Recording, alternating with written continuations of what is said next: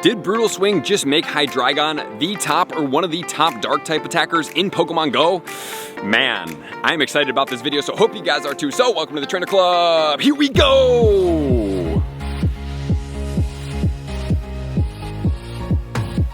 Welcome back, everybody. Let me know in the comments below, how did you guys do on Dino Comdate in Pokemon Go? So normally speaking, if there's moves on some of these Pokemon that are not super effective, I may not make a video about this. However, maybe I should start making a video about this because, oh my goodness, Brutal Swing changed the meta for dark attackers in Pokemon Go. Not only has it made it a really good meta PvP Pokemon, which we will check out in the video. If you guys do want to scrub to anything below, you don't care about the typings, please check out the timestamps below. It's really honestly made this Pokemon pretty crazy. And when I was on the live stream last night, which you guys can find out at twitch.tv/thetrainerclub, I was like, holy smokes. But I also want to let you guys know that we have merch going in the shop. It is going off today. If you do want any of the 300K merch celebration, you can check that out at trainerclub.shop. We have brand new merch that you guys can see over here. I'm a really big fan of the graphic, and we are shooting to get this to you guys before Seattle as well. So if you do want to bring out some merch, have me sign it or whatever that is. So definitely check that out. And back to the video. So looking at the Hydreigon, this is going to be a dark and a dragon type Pokemon. It's going to max out at 4,098. With a best buddy, it would put you over 4,100. It has an attack of 256 that's going to be ranked 86 in Pokemon Go. It has a defense of 188 that's ranked 194, and a stamina of 211 that's going to be ranked 140. So looking at those stats, you guys may think like there's no way this Pokemon's going to breach the top. Well, Brutal Swing is quite a move contributor. In PvP, it's going to have a damage of 65 and an energy of -40. And then for PvE, which is going to be a move for meta attackers, it's going to have the same damage of 65. It's going to have energy of -33. It's going to have a damage window of 1.9 seconds or 1900 milliseconds. And the damage is going to start at 1.2 seconds and end at 1.6 seconds. So what does all that mean? We're going to break it down so you guys don't have to be statistics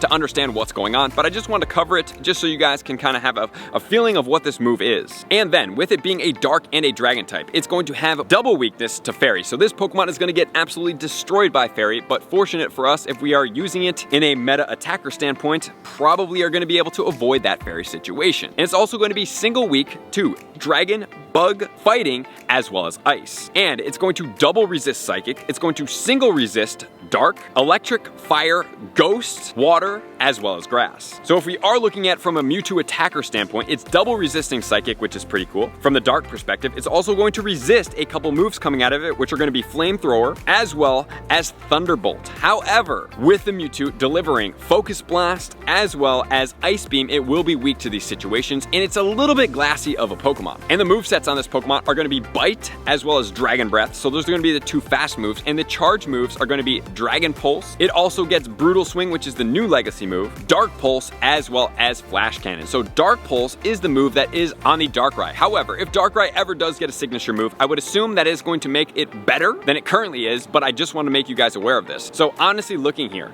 if we're going to check out the moveset perspective of the Pokemon, we are going to check out DPS times TDO, which is damage per second times total damage output. You cannot look at each of these separately and be like, oh my gosh, the DPS of this Pokemon is insane.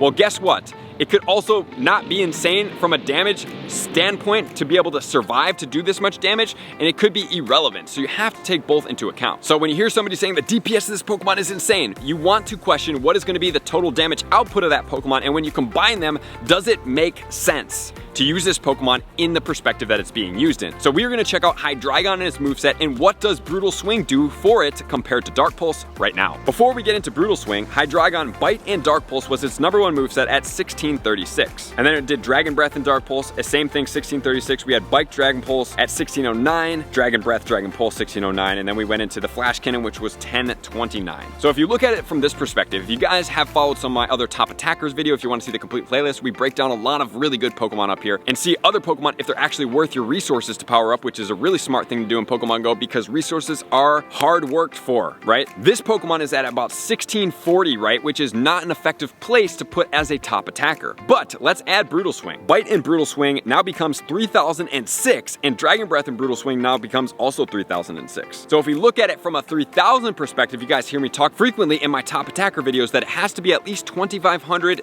standpoint from this stat to actually make sense that it's going to compete in the top attacker standpoint, which in this case, it's at 3,000 for the dark type attackers, which is really cool, which is then gonna lead us into the dragon type attackers, which I'm gonna tell you guys right up front, but I'm just gonna show you what the top dragon attackers stats look like. It's not gonna compete. So let's just do a quick brief checkout of where the top dragons do sit. So at the top, not out yet, but Mega Garchomp is sitting up there at 10,163, and then we have Mega Rayquaza in there, which is 9,739, which was previously much higher. I'm not really sure what happened to the stat right here, but we'll see in the future as it does shake up. Then we have in the game right now Mega Latios and Shadow Salamence at 5898 for the Salamence and 5792 for the Mega Latios. And then if you go for the Rayquaza in the game, it's Dragon Tail and Outrage at 3564. And then obviously it goes down from there. So honestly, the 1600 is gonna do absolutely nothing for this Pokemon. It is not gonna be able to compete from a dragon perspective. It doesn't even get effective dragon moves. It gets the Dragon Breath, which is PvP centric,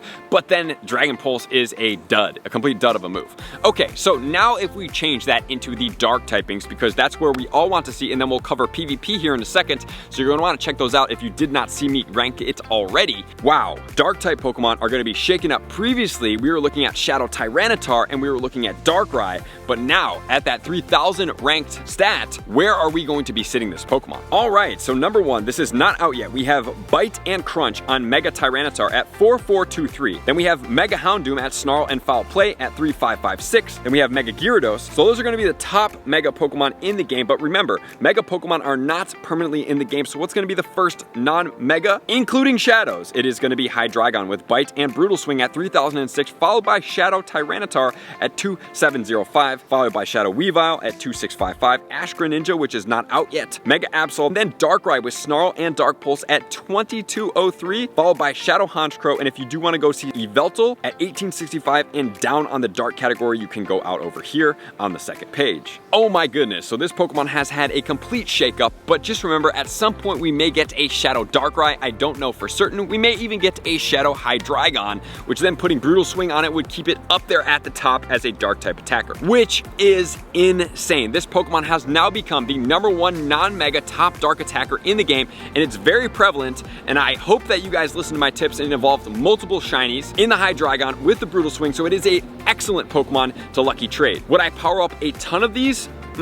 I don't know, guys, because now when we're looking at counters, we're gonna have to take into account ghost and dark types if we're going after something like Mewtwo, because remember, Mewtwo comes into play with Shadow Ball when we're going against Mewtwo and Psychic type Pokemon. So we can't just look at it from singularly, but I also want to put an asterisk in here. Thank you to Ryan over at PokeBattler that put this into perspective for me. So let's check out the counters when we're looking at level 40 non-best buddies as a Hydreigon compared to other dark types. So here's the catch for the Hydreigon being the top dark attacker. If you look at it from the perspective that I just talked about, it's ranked 10 as a meta attacker, which is going to be outclassed by Darkrai, Shadow, Tyranitar, and other Pokemon like that. And you're like, why does that make sense? It doesn't really quite add up as it does elsewhere. Well, if you think about it, this Pokemon has Bite. It does not have Snarl. If it were to have Snarl, it would be a different story. But this Pokemon needs to be in a raid with a best buddy to make it as effective as it is all these other Pokemon. Once it's in there with one of your best friends in Pokemon Go, it is going to grant you the ability to have this dark type attacker, which then moves it into rank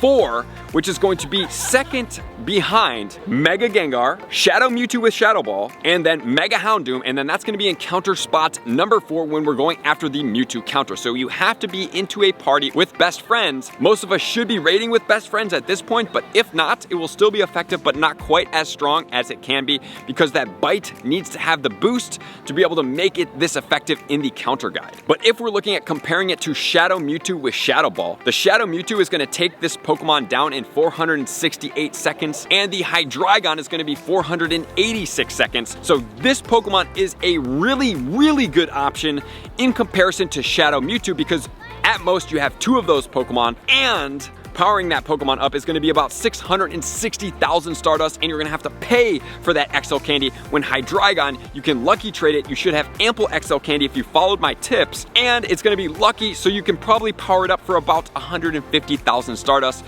which those extra 20 seconds could be very important if you're trying to duo Mewtwo extremely powerfully, but at the same time, it's going to do almost the same damage as this Pokemon if you're going in with a best friend, and it has 17 deaths in comparison with the Mewtwo that has 19 instant deaths in the shadow form. So yes, you have to avoid Focus Blast and you have to avoid Ice Beam, but man, this Pokemon comes up big. You have the Exo Candy. It is an A-OK power up multiple of these Pokemon, but I would prefer that you Lucky Trade them and you power them up in that standpoint as opposed to powering them up and using a ton of Stardust on these Pokemon, because you can power them up in a budget standpoint. I would rather you guys have a 96% IV shiny lucky Pokemon that you're spending 120,000 Stardust on in comparison to a 100% IV level 5 that you're gonna spend 400,000 Stardust, but you could literally get 2 Hydreigons for the price of 1, and those stat points, 1 or 2 here and there, isn't really that big of a deal. And then let's move into the PvP perspective. In the Great League, it's gonna be ranked 247. In the Ultra League, it's gonna be 223. However, in the Master League Classic, where it's gonna be the best at rank 22 with the moveset of Dragon Breath,